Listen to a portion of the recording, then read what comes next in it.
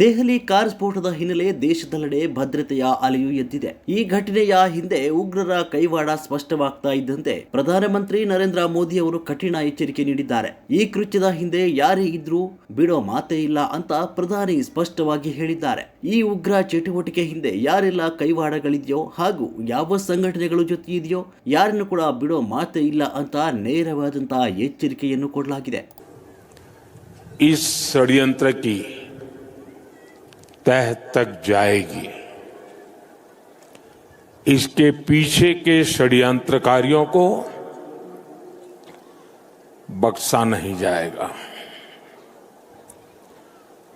All those responsible will be brought to justice. ಇವತ್ತಷ್ಟೇ Amit Shah ಸಭೆಯನ್ನು ನಡೆಸಿದ್ದಾರೆ. NSG ಹಾಗೂ ಎನ್ಐಎಟಿಎ ಈ ಸಂದರ್ಭದಲ್ಲಿ ಕೂಡ ಭಾಗಿಯಾಗಿದ್ರು.